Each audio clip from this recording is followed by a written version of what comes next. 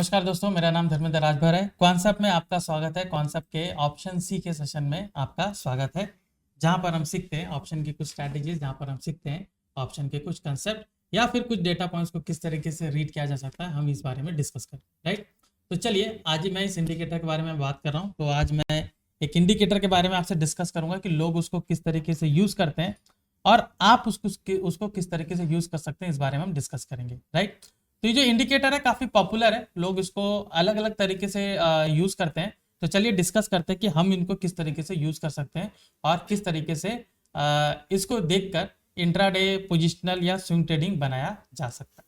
Right, तो चलिए मैं अपना स्क्रीन शेयर करता हूँ एंड यहाँ पर मैं बात कर रहा हूँ स्टोकेस्टिक आरएसआई की। ठीक है, तो यहाँ पर देख सकते हो मैंने यहाँ पर स्टोकेस्टिक आरएसआई यहाँ पर लगा के रखा हुआ है चार्ट में, और ये आपको एक ओवरबॉट ओवरसोल्ड जोन बताता है। ठीक है, तो चलिए डिस्कस करते हैं कि इसमें बाकी जो आरएसआई है उसमें कैसे एक मेजर डिफरेंसेस क्या है। ठीक है, तो जब भी मैं यहाँ पर एसटी लिख लेता हूँ, ठीक है, स्टॉक लिख लेता हूँ। राइट, चलिए स्टॉकेस्टिक आरएसआई।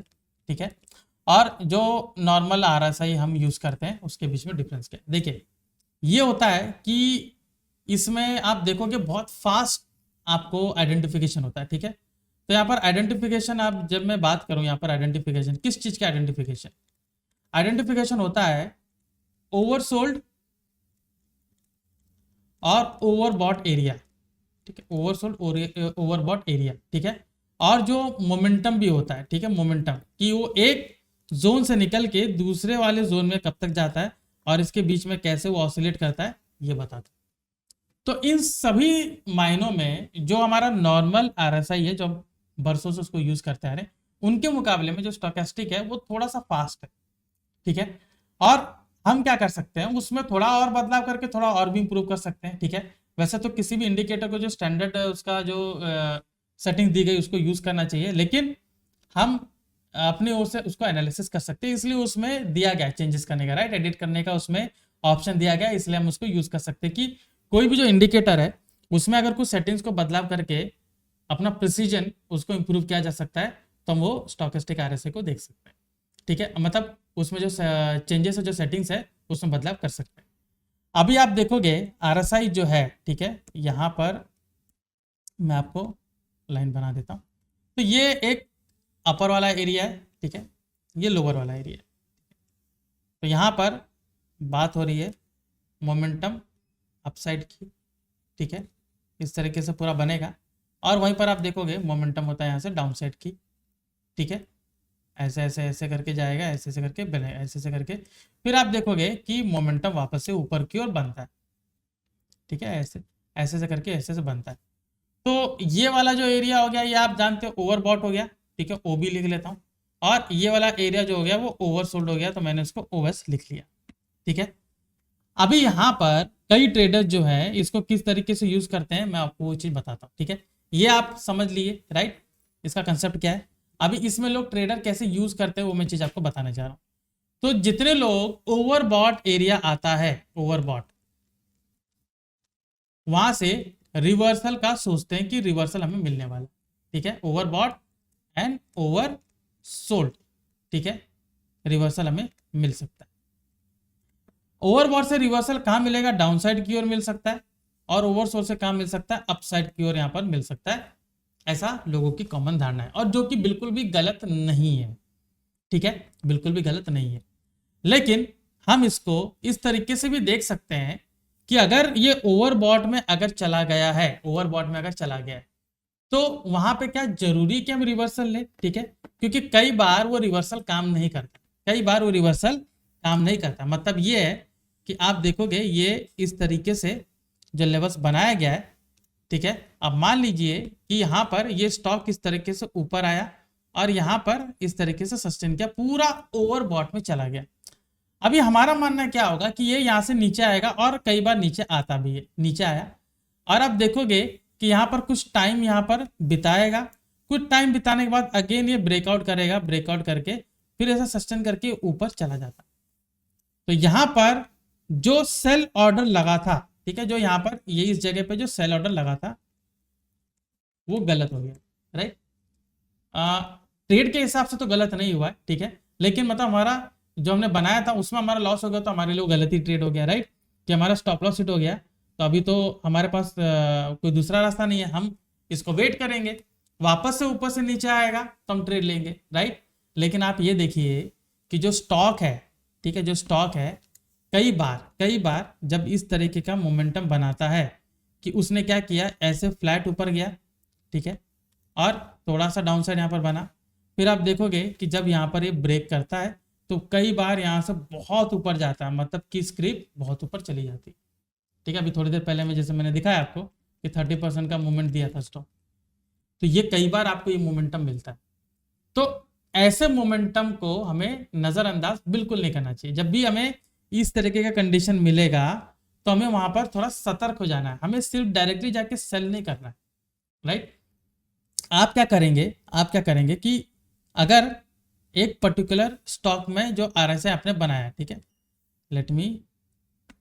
स्टॉकेस्टिक आरएसआई आपने बनाया, तो यहां पर मान लीजिए कि ये अपर लेवल यहाँ पर है, ठीक है, और यहाँ पर मैंने लोअर लेवल बनाया। तो जो स्टॉक है जिस तरीके से मूवमेंट हो रहा है, ऐसे ऐसे करके ऊपर ऊपर गया, ठीक है। अभी आप देखिए कि ये जो स्टॉक है यहाँ से डाउन साइड आया, ठीक है, फिर आप देखोगे कि थोड़ा सा अपसाइड यहाँ पर ऐसे ऐसे बना, फिर आप देखोगे अगेन डाउन साइड बनाया। जस्ट आपको कलर क्लियर हो तो इसलिए मैं इस तरीके से बना रहा हूँ, थोड़ा सा टाइम कंज्यूमिंग है बट इट्स ओके, ऑलराइट। फिर आप देखोगे इस तरीके से ब्रेक करके ये ऊपर चला जाता है। तो इसमें एक बार ये यहाँ पर आया, ओवरबॉट जोन में आया, एक बार आया ओवरबॉट जोन में वन टाइम, ठीक है, ओवरबॉट जोन में आया, लेकिन ये दोबारा ओवरसोल्ड जोन में नहीं गया, यहाँ पर गया ही नहीं, ठीक है। और जब इस तरीके का आपको मौका मिलता है कि जब तक ये ओवरसोल्ड जोन में नहीं जाता है तब तक ये अप ट्रेंड में रहने की आशंका है, ठीक है, तब तक अप ट्रेंड में रहने की आशंका है।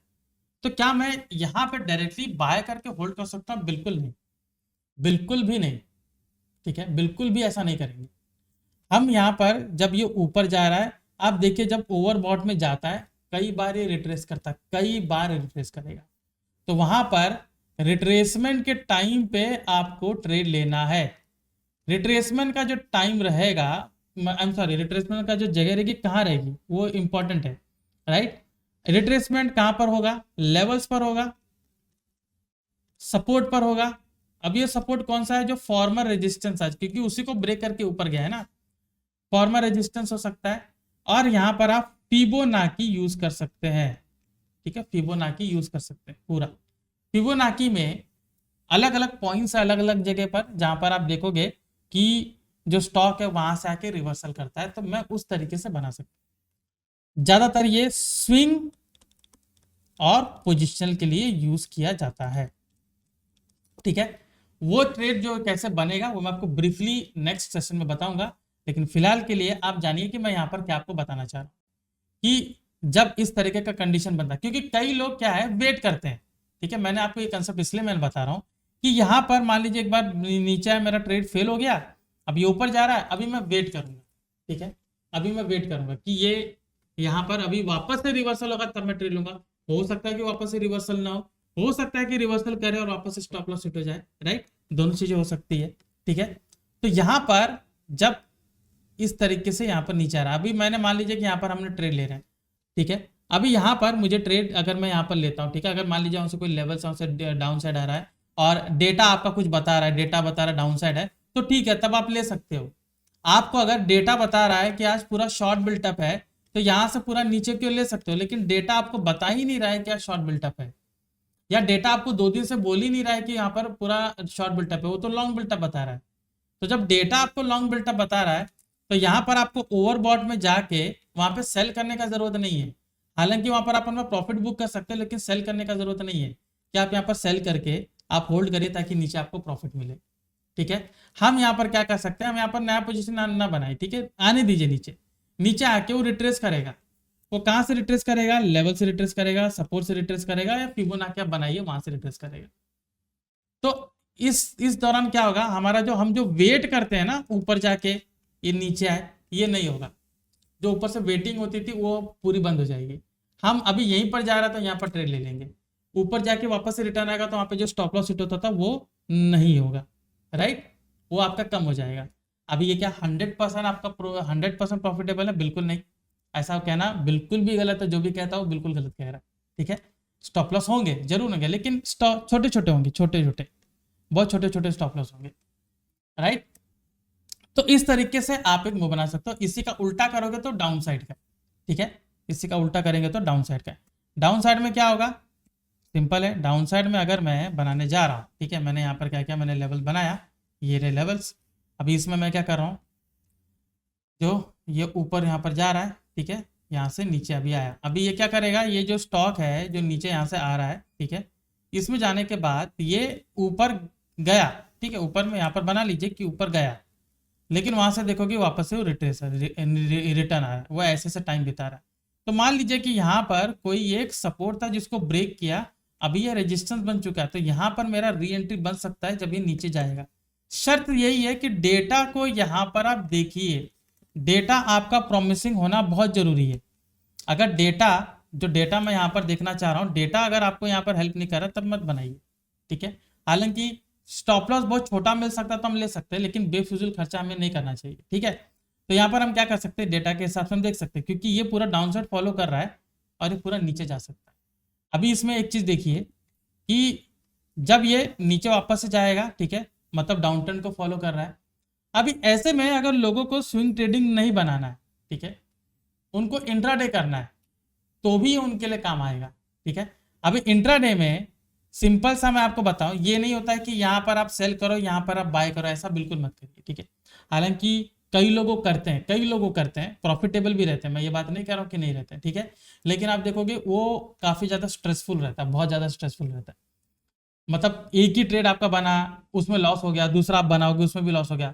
अभी हमें क्या होता है कि माइंडसेट हमारा बदल जाता है, हम वो लॉस को कवर करने की कोशिश करते हैं और सीधा वहां पर और भी ट्रेड लेना शुरू करते हैं, और देखोगे कि मल्टीपल जगह स्टॉप लॉस हिट होता है। हम क्या कर सकते हैं, जब हमें पता है कि ये डाउन साइड यहाँ पर जा रहा है, ये एक बार ओवरसोल में गया और यहाँ से वापस से रिटेस्ट करके वापस से ओवरसोल में गया, अभी जब तक ये ऊपर ओवरबॉट में नहीं जाता, मतलब तब तक इसका डाउन साइड ही है।